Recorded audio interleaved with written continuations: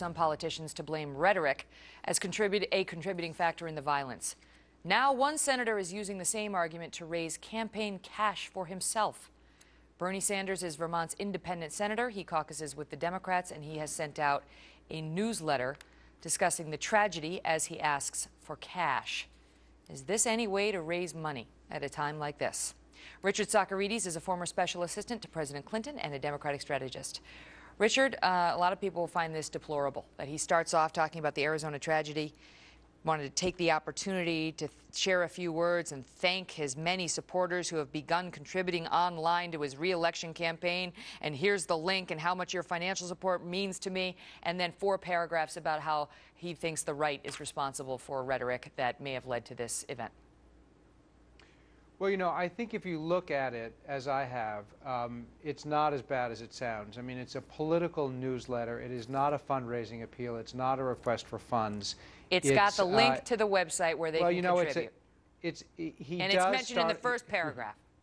He does start off by thanking people who have contributed, but it's clearly a communication, a newsletter to people who already support him, to his political supporters, and it's a political update on his thinking. So I think it's really not appropriate to call it a fundraising appeal. But is it appropriate for him to put that link in there, Richard? It's one thing, I'm with you, it's one thing if Bernie Sanders wants to comment on it, that's his right, and you could argue even his responsibility to his constituents.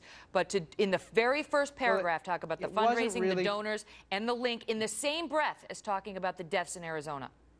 You know, I've looked at it. It's 4 pages long. In the beginning, it's a note to political supporters and people who've contributed to his campaign, which includes a thank you. I think in this particular instance, there's nothing inappropriate about it. I do think that, you know, the Republican National Committee sent it around this morning to people, including people at Fox, to try to gin up, you know, some discussion about it. Well, I don't excuse the other side either, Richard. I mean, you could look at Bernie Sanders did this, and our viewers can make up their own minds about whether that's right. But the Tea Party Express also sent an email asking for contributions after talking about how they object to the way this has been spun. My question to you is, I completely agree with you. No, but you don't, because you're excusing Bernie Sanders. My question to you is, who in their right mind would be sending around anything with a link to campaign contributions when they are talking about the deaths of 6 people on the day a 9-year-old girl is being buried? Well, I think that he probably, the exact way Bernie Sanders did this is probably not appropriate. But what was probably much worse was the fact that the Republican National Committee then sent it around to try to make him look bad so that people would talk about it. I mean, listen, I completely agree with you that the entire test right now ought to be, are the things you're doing an effort to lower the volume, or is your efforts to raise the volume? I think we can apply that test, for instance, to Tim Pawlenty and Sarah Palin, and you can see a contrast there. You can see where Tim Pawlenty, in his remarks, really trying to lower the volume, comfort people. Sarah Palin, in her remarks, maybe trying to do a little something of the opposite. And we have a soundbite from Palin, from Governor Palin teed up. Maybe our viewers haven't seen this, but she, for the first time on camera, spoke to this event and posted on her Facebook. We have a little excerpt. Stand by. If you don't like a person's vision for the country, you're free to debate that vision. If you don't like their ideas, you're free to propose better ideas. But especially within hours of a tragedy unfolding, journalists and pundits should not manufacture a blood libel that serves only to incite the very hatred and violence that they purport to condemn. That is reprehensible. And I should mention, that was after she, of course, expressed condolences on the horror that we saw on Saturday. Is that the part you object to? There's a lot of good stuff in that video.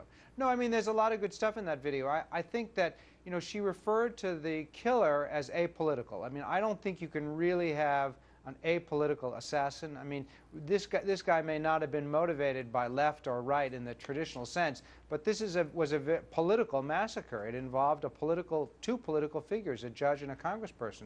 So it's not really like it's apolitical.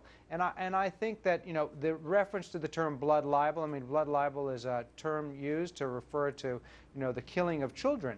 I mean, that's not really that's not what anybody in the media did. Alan Dershowitz just came out with a piece defending her use of that term, saying that she got it right. Listen, I think the point, we completely agree here, as we usually do, and that is that the test ought to be, are you trying to lower the volume? Are you trying to comfort people? Are you trying to honor the victims? Are you trying to honor the heroes? I mean, I think that's what we will see President Obama do tonight. What do you think You'll about see that? why he's president. Richard, I'm not in the business of, throwing darts at other media people or, anybody like that. But in light of what you just said, you've seen some of the anger and the blame that's come out, blaming Sarah Palin for this, blaming Rush Limbaugh for this. Do you condemn that? Do you have a problem when you hear that? Listen, I think this is nobody's fault. I think that we should not be in the business of trying to figure out whether or not this happened because of anybody's statement or what anybody said. You cannot, there's no way to figure out exactly why a madman like this acted in such a way. I think, though, the lesson here should be a universal one, and it should be a reminder to all of us on both sides that we need to treat each other with dignity and with respect, and no matter how much you disagree with someone's political views, that everybody as a human being is entitled to dignity and respect. Well, let me ask you this, because that seems like a point it's hard to disagree with, but the question is whether it's relevant to what we saw in Tucson on Saturday, because I've been talking with some mental health professionals who say that point you're making, that's fine. You can have that debate like Jonah Goldberg said earlier, but don't pretend to link it to this, because what you're really doing is you're undermining where the spotlight really should be, which is on the mental health system and how people fail to see warning signs and how there may be more Jared Loughner's out there right now with similar symptoms that are being ignored because the public is not educated on the dangers of mental illness and its signs. And shouldn't we be focused right now on that? Well, I think we can focus. I think this will remind us that we need to be focused on a number of things. That is certainly a very good thing to focus on, and this will definitely remind us of that.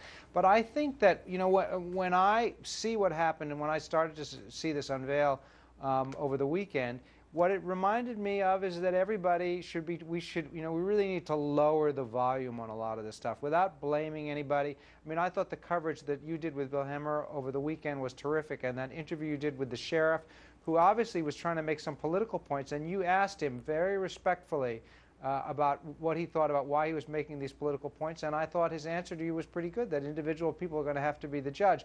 Now, I think that some of what he said, especially right after, was inappropriate and was not really intended to lower the volume, but that's what we all ought to be doing now. We ought to be coming together, trying to lower the volume. The rhetoric has gotten overheated. It's not anybody's fault more than anybody else's, but now let's judge people. Let's not really judge anybody. I don't really mean we should judge anybody, but now what I'm looking for is whether or not individual people who are speaking now are trying to lower the volume or trying to raise it. Understood. And I like how you said that, with a low volume. Very nicely done. Richard Socarides, thank you. Thank you, Megan. Thank you for the compliment, too. Well, we rarely see a police chase as dangerous as this one. Look at this.